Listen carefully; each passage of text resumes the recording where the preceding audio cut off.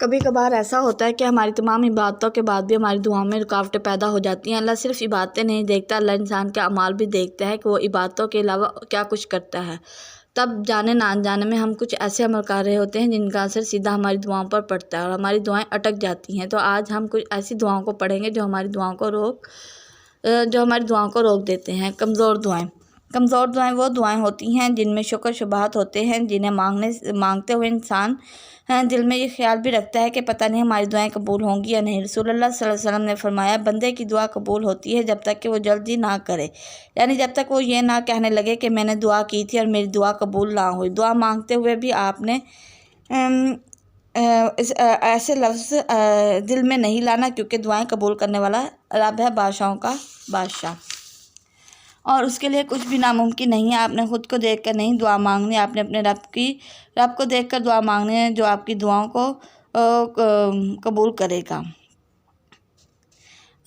गुमान रखना, कभी भी अल्लाह के बारे में बुरा गुमान ना रखें। हम सोचते हैं कि फ़लाँ दुआ में अल्लाह से नहीं मांग सकता क्योंकि दुनिया कहती है कि अल्लाह उस दुआ मांगने से नाराज़ होगा। मिसाल के तौर पर आप किसी से मोहब्बत करते हैं और उस मोहब्बत का हलाल हो जाना मांगते हैं, तो हमें अक्सर कहा जाता है कि दुआएं तो सिर्फ हम नहीं मांग सकते, गलत कहा जाता है। मोहब्बत को हलाल करने की दुआ मांगना कोई नाजायज़ दुआ नहीं है। नबी करीम सल्लल्लाहु अलैहि वसल्लम ने फरमाया, अल्लाह ताला फरमाता है कि मैंने अपने बंदे के गुमान के साथ हूँ, और जब वो मुझे याद करता है तो मैं उसके साथ हूँ। जब वो मुझे अपने दिल में याद करता है तो मैं उसे अपने दिल में याद करता हूँ, और जब वो मुझे मजलिस में याद करता है तो मैं उसे बेहतर फ़रिश्तों की मजलिस में उसे याद करता हूँ। और अगर वो मुझे एक बारिश करीब आता है तो मैं उससे एक हाथ करीब हो जाता हूँ। अगर वो मुझसे एक हाथ करीब, उससे 2 हाथ करीब कर लेता हूँ। अगर वो मेरे पास चल कर आता है तो मैं उसके पास दौड़ कर आ जाता हूँ। गुनाह, कभी कभार जाने अनजाने में हम कुछ ऐसे गुनाह कर रहे होते हैं जो हमारी दुआओं का रास्ता रोक के खड़े होते हैं, और ज़रूरी नहीं वो गुनाह हम इबादतों में कर रहे हैं। हमारे ज़्यादातर गुनाह इबादतों से हटकर हो जाते हैं।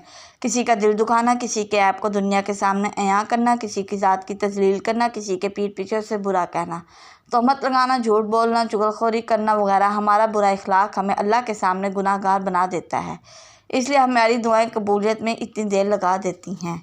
तर्जुमा, अल्लाह ताला तकवा वालों का ही अमल कबूल करता है। तकवा वाले लोग कौन से लोग होते हैं? तकवा वाले लोग वो लोग होते हैं जो ख़ुद को बुराइयों से दूर रखते हैं। अल्लाह इलाही की दुआ कबूल करना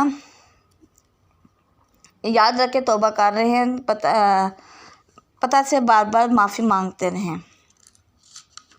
हराम, जब इंसान हराम कामों में मुब्तला होता है तब उस इंसान की दुआएं रोक दी जाती हैं। इस तरह फिर इंसान का दिल तंग से तंग होता चला जाता है, फिर उसे हलाल और हराम में फ़र्क भूल जाता है। यूँ आहिस्ता आहिस्ता अल्लाह से दूर होता चला जाता है। कभी भी हराम ना कमाएं और ना हराम चीज़ों में अपना वक्त ज़ाया करें। हलाल हराम की निस्बत भले थोड़ा हो, लेकिन हलाल में बहुत बरकत होती है, जबकि हराम जल्द ख़त्म हो जाता है, फिर चाहे रिश्ता हो या दौलत।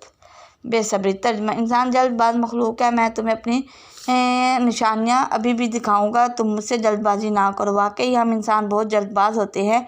हम हर फैसले में, हर नतीजे में जल्दबाजी करते हैं। हमें लोगों को जल्दी जल्दी जज करके इतनी आदत हो जाती है, फिर हम अल्लाह के बारे में भी जल्दी जल्दी ये गुमान कर लेते हैं कि अब तो हमारी दुआएं कबूल होनी ही नहीं। हम चाहते हैं कि हम जिस टाइम भी दुआ के लिए हाथ उठाएं, हमारी दुआ उस वक्त कबूल होकर जल्दी जल्दी हमारे पास आ जाए। फिर वो हमारे लिए अच्छा हो या ना, अल्लाह जानता है, वो बेहतर जानता है कि उसने आपकी कौन सी दुआ कब और कबूल करनी है। दुशिफ ना पढ़ना, दुआ आसमान और ज़मीन के दरमियान रुकी रहती है, इसमें ज़रा सी भी ऊपर नहीं जाती जब तक आप अपने नबी करीम सल्लल्लाहु अलैहि वसल्लम पर सलात नहीं भेजते।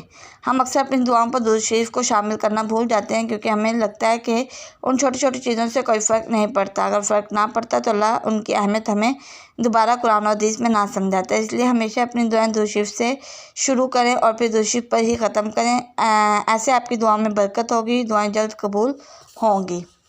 शुक्र, नाशुक्र इंसान की दुआएं कबूल होने में बहुत वक्त लेती हैं, यानी ऐसा इंसान जो एक दुआ की देरी की वजह से बाकी इन तमाम दुआओं से मुंह फेर लेता है जो अल्लाह ने उसके हक़ में कबूल की होती हैं। और तो ऐसे इंसान की दुआएं अल्लाह कबूल नहीं करता। बेकदर इंसान को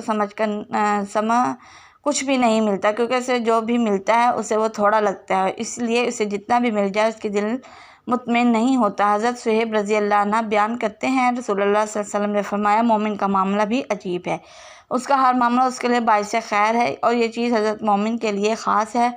अगर उसे कोई नेमत मैसर आती है तो शुक्र करता है, ये उसके लिए बेहतर है। अगर उसे कोई तकलीफ़ पहुंचती है तो वो सब्र करता है, ये भी उसके लिए बेहतर है। हमेशा ख़ुद को बुराई से दूर रखें, हमेशा अल्लाह से पूरे यकीन के साथ दुआ मांगें। दुआएं कबूल होती हैं, ज़रूर कबूल होती है। हमारे सोचने के वक्त के मुताबिक ना सही, लेकिन अल्लाह के मुकर्रर किए हुए वक्त के मुताबिक ज़रूर कबूल होंगी।